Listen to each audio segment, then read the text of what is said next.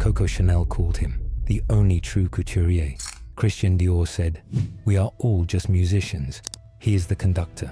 Audrey Hepburn wore his clothes. Grace Kelly wore his clothes. The Queen of Belgium got married in his dress. But this man gave only 2 interviews in his entire life, never went to his own fashion shows, died completely alone. And the brand he built today sells a plastic bag for $1,800. He would have been disgusted. This is the story of Cristóbal Balenciaga, the most powerful man in fashion history that nobody talks about. 1895, Getaria, Spain, a tiny fishing village on the northern coast. Cristóbal Balenciaga is born to a seamstress mother and a fisherman father. No money, no connections, no future. On paper. His father dies when he is young. His mother sews clothes for wealthy families just to survive.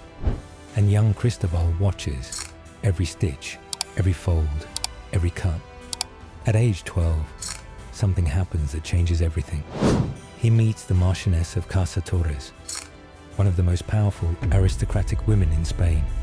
She visits his town for summer. Cristóbal, just a child, walks up to her and says, "I can copy that jacket you're wearing. Give me the fabric." She laughs, but she gives him the fabric. He copies it perfectly, stitch for stitch. She is so impressed.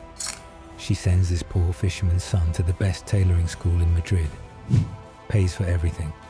This one woman, this one moment, changes the entire history of fashion. By age 22, Balenciaga opens his first boutique. San Sebastian, Spain, then Madrid, then Barcelona. He dresses Spanish royalty, aristocrats, the most powerful women in the country. Business is booming. Then everything collapses. 1936, Spanish Civil War. Bombs are falling. Cities are burning. His clients are fleeing the country. All 3 of his stores forced to shut down. He has lost everything he built in 20 years. Most people would give up. Balenciaga packs one bag and moves to Paris. 1937, Paris, the fashion capital of the world. Coco Chanel is here. Christian Dior is here. The biggest names in fashion are here. And then, a broke Spanish refugee walks in and opens a fashion house on Avenue George V. Nobody takes him seriously. Within 2 years, he is the most talked about designer in Paris. Why? Because Balenciaga does something nobody else does. He doesn't sketch his designs, not a single drawing. He starts with the fabric, feels it with his hands, and cuts directly. No sketch, no plan, just genius. Christian Dior was obsessed with tiny waists and big skirts, the classic feminine silhouette. Balenciaga does the opposite. He removes the waist entirely, creates shapes that have never existed before. The fashion world calls him a revolutionary. Coco Chanel, his biggest rival, says he is a couturier in the truest sense. The others are simply fashion designers. From a man who once copied a jacket in a fishing village, to the man Coco Chanel bows down to. But here is what nobody talks about. Behind all this success, Balenciaga is completely alone. He never marries. He has 2 relationships in his life, both with men, both secret. In 1940s, Spain and Paris. This is dangerous. This is shameful. Society would destroy him. His closest companion, Vladzio d'Atenville, dies in 1948. Balenciaga is so devastated, he almost shuts down his entire fashion house. Christian Dior personally begs him not to close.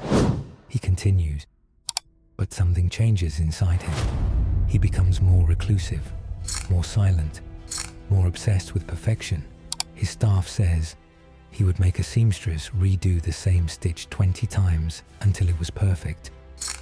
He would personally inspect every single garment before it left the building, every single one. He holds his fashion shows 1 month after everyone else because he doesn't care about trends. He sets them. Audrey Hepburn says, "Balenciaga dresses are works of art. You don't wear them, you live in them." 1968. Balenciaga shocks the entire fashion world. He closes his fashion house permanently. No warning, no farewell show, just closed. His reason? The fashion industry had changed. Ready-to-wear clothing was taking over. Mass production, fast fashion. For a man who spent 3 hours on a single sleeve, this was a betrayal of everything he believed in. He says, couture is finished. The people who wore it, the life it represented, that is over. He retires to his home in Alicante, paints, gardens, sees almost no one. 3 years later, in 1971, he comes out of retirement one final time to design a wedding dress for the granddaughter of Spanish dictator Franco. The dress is perfect, of course it is. 2 weeks later, Cristóbal Balenciaga dies, alone, at age 77. And here is the final twist. He specifically said he did not want the Balenciaga name to continue without him.